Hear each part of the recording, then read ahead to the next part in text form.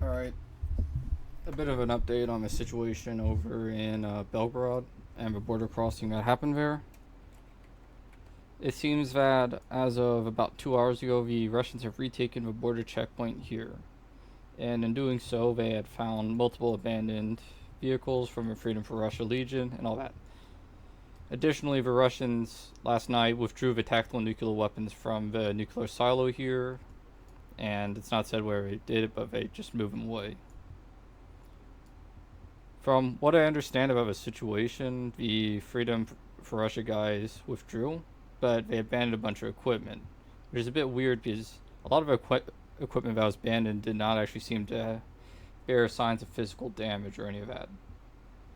And if I was to go off of a personal assumption based on how the equipment was abandoned and the use of force in the area, I believe that they ran out of fuel and were not able to sustain logistics in the area.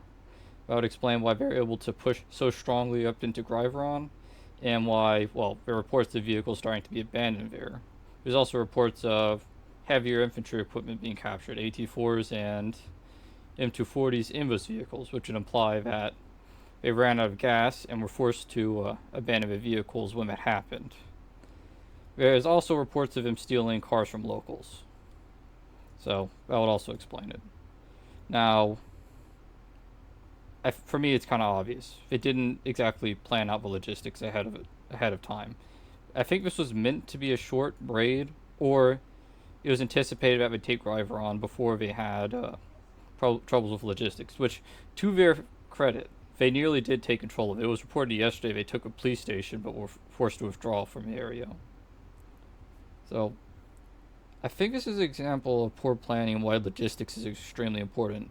We have a good idea, like, this area is a very good area to actually do a cross-border raid at. Because, well, basically, I wouldn't say it's lightly defended, but they took it very easily, which means it's probably lightly defended.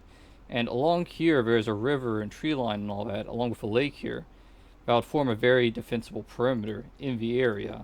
So if they took control over it, well, they'd have a relatively easy time maintaining control over it, and it'd just be hard for Russians to dislodge them. And there is evidence of them planning on doing that, because yesterday the bridge right here was blown by forces of Freedom for Russia Legion after he captured a police station. But I guess they just didn't plan out logistics, and tactically, well, it's like that old quote. What it was amateurs plan tactics, professionals plan logistics. They planned tactically, and tactically it was very smart. But logistically, it was a fucking disaster.